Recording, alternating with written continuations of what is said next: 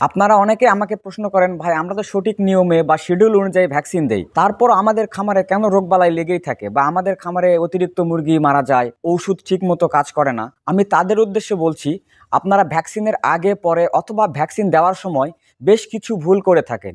যদি আজকের ভিডিওটা আপনারা সম্পূর্ণ দেখেন, তাহলে ভ্যাকসিনের আগে পরে বা ভ্যাকসিন দেওয়ার সময় যেই ভুলগুলো আপনারা করে থাকেন সেই ভুলগুলো আপনাদের কখনোই হবে না ইনশাআল্লাহ। সেজন্য আশা করব আজকের ভিডিওটা আপনারা সম্পূর্ণ দেখবেন। হাই, আমি মোহাম্মদ মোস্তাফিজুর রহমান, আপনারা দেখছেন খামারবাড়ি ইউটিউব চ্যানেল।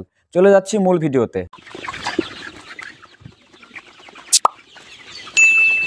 আমরা প্রায় খামারি একটা কমন ভুল করে থাকি। অনেক সময় আমরা হাজার ভ্যাকসিনের ডোজ 1200 বা 1300 মুরগিকে দিয়ে থাকি। এই ভুলটা আপনারা কখনোই করবেন না। যদি আপনারা এই ভুলটা করেন তাহলে আপনাদের খামারে ভ্যাকসিন দেওয়ার কোনো মূল্যই থাকবে না। আমি যদি আপনাদের বোঝানোর স্বার্থে বলি, আপনারা যদি হাজার ভ্যাকসিনের ডোজ 1200 বা 1300 মুরগিকে দিয়ে থাকেন, তাহলে অতিরিক্ত 200 বা 300 মুরগি কিন্তু ভ্যাকসিন পায় না। আর এই মুরগির বাচ্চাগুলো ভ্যাকসিন না পাওয়ার ফলে বাচ্চাগুলো কিন্তু বিভিন্ন রোগে আক্রান্ত হতে পারে। আর এই বাচ্চাগুলো যদি রোগে আক্রান্ত হয়, তাহলে বাকি ওই 1000 মুরগিও কিন্তু রোগে আক্রান্ত হবে। সেজন্য আপনারা যদি 1000 ভ্যাকসিনের ডোজ 1200 বা 1300 মুরগিকে দিয়ে থাকেন, তাহলে কিন্তু এই ভ্যাকসিনের কোনো মূল্যই থাকবে না। আপনারা প্রয়োজনে বাচ্চাগুলোকে 1500 ভ্যাকসিনের ডোজ করতে পারেন। এক্ষেত্রে আপনাদের প্রতিটা বাচ্চাই ভ্যাকসিন পাবে। এতে করে আপনাদের খামারে রোগবালাই কম হবে ইনশাআল্লাহ। আমি ভিডিওর শেষে আলোচনা করব ভ্যাকসিন দেওয়ার উত্তম সময় বা কোন সময় ভ্যাকসিন দিলে ভ্যাকসিনগুলো ভালো কাজ করবে। আপনারা অনেক সময় শিডিউল মেনটেন করতে গিয়ে অসুস্থ মুরগিকে ভ্যাকসিন দেন। এই ভুলটা আপনারা কখনোই করবেন না।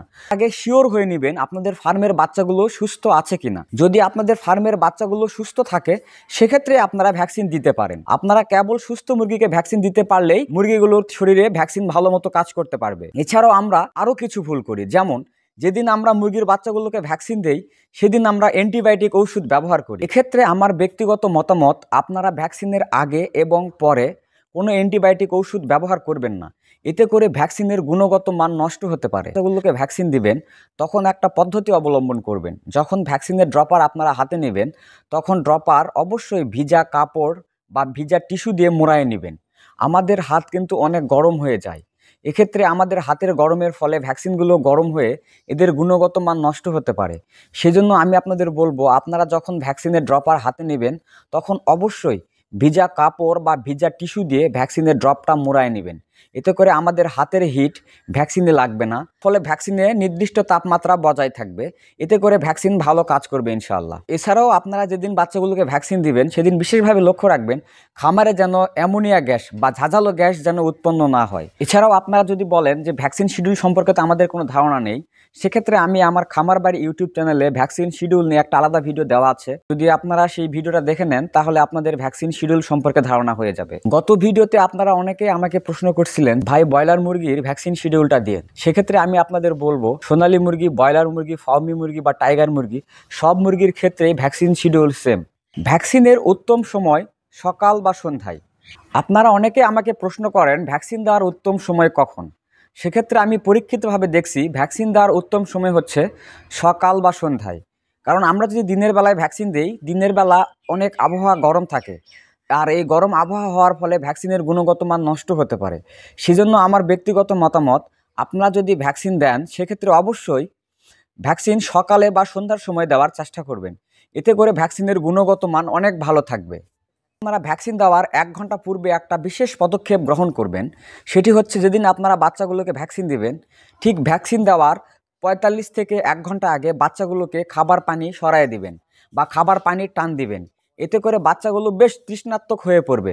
যখন আপনারা বাচ্চাগুলোকে ধরে ধরে ভ্যাকসিন দিবেন, তখন বাচ্চাগুলো তৃষ্ণাত্মক হবার ফলে সঙ্গে সঙ্গে ভ্যাকসিন চুষে নেবে। এতে করে মুরগির বাচ্চাগুলো খুব সহজেই বা খুব তাড়াতাড়ি ভ্যাকসিন খেয়ে নেয়। এছাড়াও আপনারা যেদিন বাচ্চাগুলোকে ভ্যাকসিন দিবেন চেষ্টা করবেন যেন বাচ্চাগুলোকে খুব কম সময়ের মধ্যে ভ্যাকসিনগুলো দেওয়া যায়। এছাড়াও যদি আপনারা বড় মুরগির ক্ষেত্রে পানির সঙ্গে ভ্যাকসিন গুলিয়ে দেন বা মিশিয়ে দেন, এক্ষেত্রেও ভালো কাজে দেয়। যদি বাচ্চাগুলো তৃষ্ণাত্মক হয়ে থাকে, তখন মুরগিগুলো তৃষ্ণাত্মক হবার ফলে খুব অল্প সময়ের মধ্যে ভ্যাকসিন খেয়ে নেবে। আর অল্প সময়ের মধ্যে মুরগিগুলো ভ্যাকসিন খেয়ে নেওয়ার ফলে ভ্যাকসিনের গুণগত মান ঠিক থাকবে, যার ফলে মুরগিগুলোর শরীরে ভ্যাকসিন অনেক ভালো কাজ করবে। আপনাদের খামারে রোগবালাই কম হবে ইনশাআল্লাহ। কোথাও কোনো তথ্যগত ভুল কিংবা আপনাদের কোনো মতামত থাকলে অবশ্যই কমেন্টসে জানাবেন। আর হ্যাঁ, যদি আমার ভিডিওটি ভালো লেগে থাকে তাহলে অবশ্যই আমার জন্য দোয়া করবেন। আর আপনারা যদি মুরগি পালন সম্পর্কে বিশেষভাবে জানতে চান তাহলে আপনারা খামারবাড়ি ইউটিউব চ্যানেল সাবস্ক্রাইব করতে পারেন। আপনারা অনেকে আমার ভিডিও দেখেন কিন্তু আমার চ্যানেলটি সাবস্ক্রাইব করেন না। সেক্ষেত্রে আমি আপনাদের বলবো, যদি আপনারা মুরগি পালন সম্পর্কে শিখতে চান বা জানতে চান, তাহলে আপনারা অবশ্যই আমার চ্যানেলটি সাবস্ক্রাইব করবেন। তাহলে সবার আগে আমি ভিডিও আপলোড করার সঙ্গে সঙ্গে আপনাদের কাছে আমার ভিডিও পৌঁছে যাবে।